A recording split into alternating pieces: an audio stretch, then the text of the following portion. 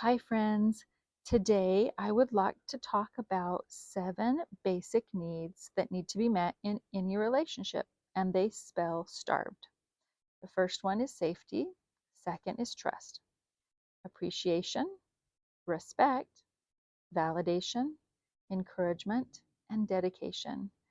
Especially today, I want to focus on trust. Did you know that one of the biggest needs women have in a relationship is to feel that there is trust, that their partner trusts them and that they can trust their partner? Now, men have another need that needs to be met, and it isn't what you think it is. Actually, for them to be seen and that they have a space to show up as the hero in the relationship. Men have a great desire to provide and protect. Let's talk about trust and how meeting this need of trust can help with both needs that the man has to be a hero and the woman has to feel that there's trust in the relationship.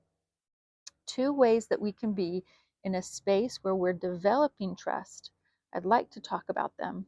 The first one is to be where you say you're going to be and to do what you say you're going to do.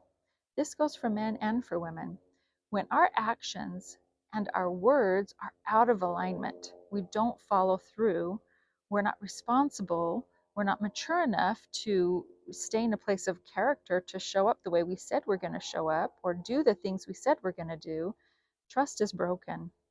But when our words and our actions align, trust starts to be built. That is such a good way to start building trust and to feel like there's trust between the two of you in your relationship. The second way that is so good to help build trust, that is when we can show up in a way where our partner feels safe. When we can be vulnerable, when we can be emotional, when we can have good days and bad days, and we know that they're going to be there in a place of character. Not in a way of reactivity. We never know what they're going to do, what they're going to say. We're walking on eggshells around them because they're reactive, but because they're in a space where they are in character and now they're choosing to respond to us. We talked about this when we talked about using the get real pattern in our communications. When we can get to a place of exploring their story and attending their needs, we're responding with curiosity. We're responding by reflecting what we're hearing them say without any judgment, trying to create understanding between the two of us. We can also, as a partner, create a space where we're feeling that there's trust when we stay out of reactivity and choose to be in response. Now, how do we do that? It would be easy if we never got triggered, right? If we were always in a space where we were just in this neutral, wonderful emotional state or this happy emotional state, that'd be easy to do, but that's not reality. We get triggered in our relationships. That's just being human. And we need to be in a space where we are connecting, where we are feeling like we're in a relationship. That's how humans are wired. We're wired to be connected to other humans. So, what can we do when we get triggered so that we can choose to be in a space of responding instead of reacting? One simple step. It only takes 3 to 5 seconds. Let me teach it to you. When we feel like we're starting to have our fight or flight turn on, we've got our nervous system revved up, and normally we would go to a place of reaction to protect ourselves. We'd fight or we'd flight, we'd leave. You take one deep breath and you say out loud or to yourself, I recognize in this moment I'm a student and I'm learning. I'm so grateful I'm learning. That's it. Now let's unpack that. First of all, that deep breath does a lot for us. We're having this huge adrenaline dump when we're in fight or flight, right? Our brain and our nervous system is saying, red light, red flag, we're not safe. And it dumps this adrenaline. When we can take a deep breath, it slows our breathing down, it slows our heartbeat down, it brings back blood to this frontal cortex, and it brings us to a space of reasoning.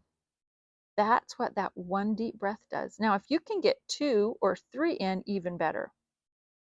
The next thing is we're taking ourselves out of I'm a victim, or I need to fight here, or I'm unsafe, I have to run, to I'm a student. This is an experience. I'm learning. And it's this neutral space. And the second sentence we get to say is huge.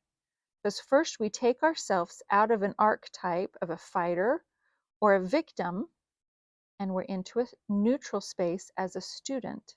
And the second sentence, I am so grateful I'm learning. It takes us out of whatever emotion or emotions we're feeling, whether we're overwhelmed or frustrated or fearful or doubtful or anxious or angry or bitter or resentful, or put in any amount of an emotion. And we bring us into a space of a very high vibrational emotion, which is gratitude. And it only took 3 to 5 seconds to do that. So anytime you're in a place where you're feeling triggered and you know, oh, I got to respond, I got to react to this, right? Here's my pattern. This is how I stay safe as I react. Take that deep breath. Say to yourself, in this moment, I recognize I'm a student and I'm learning. I'm so grateful I'm learning. And you've stopped the old program. Now you can choose to respond. You can choose to respond with being attentive. You can choose to respond with being curious. You can choose to respond with empathy or kindness. You can choose to respond by removing yourself from the situation. There's lots of ways we can respond instead of react. And when we get out of that pattern of reactivity, we're creating a place where our partner can start to trust us, trust how we're going to show up for them, trust that we can be consistent, and trust that we know how to get out of our reactive midbrain into our responding frontal cortex. Try it. See if it works for you. I would love for you to comment below. And if you like this video, please subscribe. Please press the like button. And if you love this content, share it with someone else.